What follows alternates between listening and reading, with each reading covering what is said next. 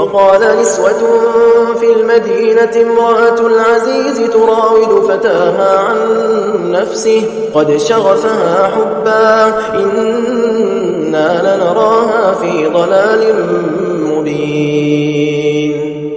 اور شہر میں کچھ عورتیں یہ باتیں کرنے لگیں کہ عزیز کی بیوی اپنے نوجوان غلام کو ورغلا رہی ہے، اس نوجوان کی محبت نے اسے فریفتہ کر لیا ہے، ہمارے خیال میں تو یقینی طور پر وہ کھلی گمراہی میں مبتلا ہے۔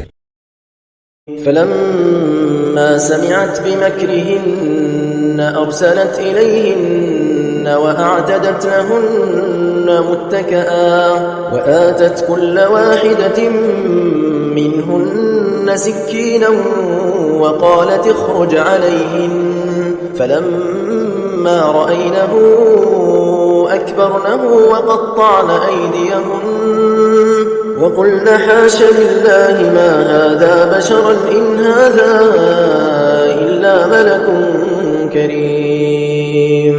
چنانچہ جب اس یعنی عزیز کی بیوی نے ان عورتوں کے مکر کی یہ بات سنی تو اس نے پیغام بھیج کر انہیں اپنے گھر بلوا لیا اور ان کے لیے ایک تکیوں والی نشست تیار کی اور ان میں سے ہر ایک کے ہاتھ میں ایک چاقو دے دیا اور یوسف سے کہا کہ ذرا باہر نکل کر ان کے سامنے آ جاؤ۔ اب جو ان عورتوں نے یوسف کو دیکھا تو انہیں حیرت انگیز حد تک حسین پایا اور ان کے حسن سے مبہوت ہو کر اپنے ہاتھ کاٹ ڈالے اور بول اٹھیں کہ حاشا للہ، یہ شخص کوئی انسان نہیں ہے، ایک قابل تکریم فرشتے کے سوا یہ کچھ اور نہیں ہو سکتا۔ قالت فذلكن الذي لمتنني فيه ولقد راودته عن نفسه فاستعصم ولئن لم يفعل ما آمره ليسجنن وليكون من الصاغرين. عزیز کی بیوی نے کہا اب دیکھو یہ ہے وہ شخص جس کے بارے میں تم نے مجھے تانے دیے تھے، یہ بات واقعی سچ ہے کہ میں نے اپنا مطلب نکالنے کے لیے اس پر ڈورے ڈالے مگر یہ بچ نکلا، اور اگر یہ میرے کہنے پر عمل نہیں کرے گا تو اسے قید ضرور کیا جائے گا اور یہ ذلیل ہو کر رہے گا۔ قال رب السجن احب الي مما يدعونني اليه والا تصرف عني كيدهن اصب اليهن واكن من الجاهلين. یوسف نے دعا کی کہ یا رب، یہ عورتیں مجھے جس کام کی دعوت دے رہی ہیں اس کے مقابلے میں قید خانہ مجھے زیادہ پسند ہے، اور اگر تو نے مجھے ان کی چالوں سے محفوظ نہ کیا تو میرا دل بھی ان کی طرف کھنچنے لگے گا، اور جو لوگ جہالت کے کام کرتے ہیں ان میں بھی شامل ہو جاؤں گا۔ استجاب له ربه فصرف عنه كيدهن إنه هو السميع العليم. چنانچہ یوسف کے رب نے ان کی دعا قبول کی اور ان عورتوں کی چالوں سے انہیں محفوظ رکھا، بے شک وہی ہے جو ہر بات سننے والا، ہر چیز جاننے والا ہے۔